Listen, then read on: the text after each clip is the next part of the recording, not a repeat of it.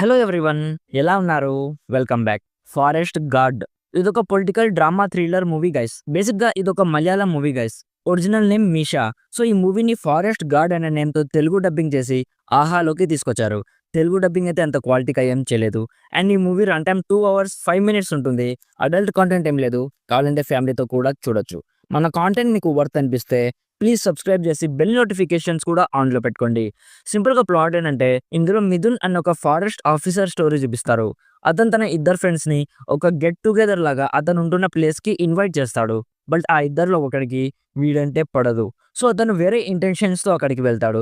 So వీళ్ళందరూ ఫారెస్ట్లో కలిశాక ఆ రోజు నైట్ ఆ ఫారెస్ట్లో ఏం జరిగింది అనేది బేసిక్గా స్పాయిలర్స్ లేకుండా ఈ మూవీ ప్లాట్.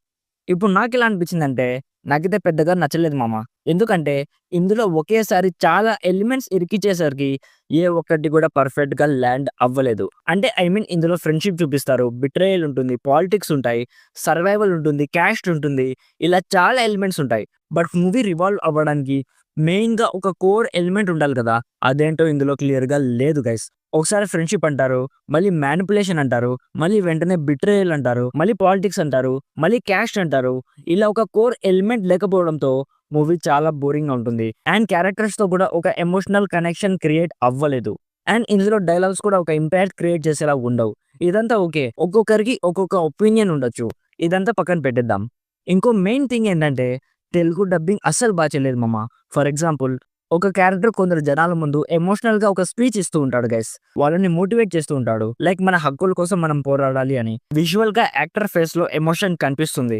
బట్ డబ్బింగ్ లో వాయిస్ ఎంత నీరసంగా ఉంటుందంటే, ఏదో ఫీవర్ వచ్చినప్పుడు డల్ గా మాట్లాడుతున్నట్టు ఉంటుంది. ఇలా ఈ మూవీ నచ్చకపోవడానికి తెలుగు డబ్బింగ్ కూడా వన్ ఆఫ్ ద రీజన్.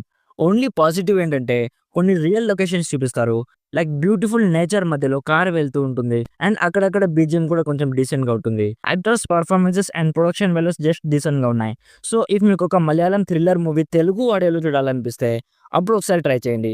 లేకపోతే ఈజీగా ఈ మూవీని స్కిప్ చేసేయచ్చు. స్కిప్ చేసినంత మాత్రాన పెద్దగా మిస్ అవ్వడానికి అక్కడ యూనిక్ గా ఏమీ లేదు గైస్.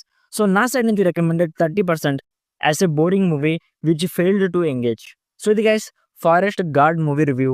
ఆల్రెడీ ఈ మూవీ మీరు చూస్తుంటే మీకు ఎలా అనిపించిందో కామెంట్స్లో మాతో షేర్ చేసుకోండి. వీడియో నచ్చితే లైక్ చేయండి. మరిన్ని రివ్యూస్ అండ్ రికమెండేషన్స్ కోసం మన ఛానల్ని ఇప్పుడే సబ్స్క్రైబ్ చేసుకోండి. Thank you so much for watching.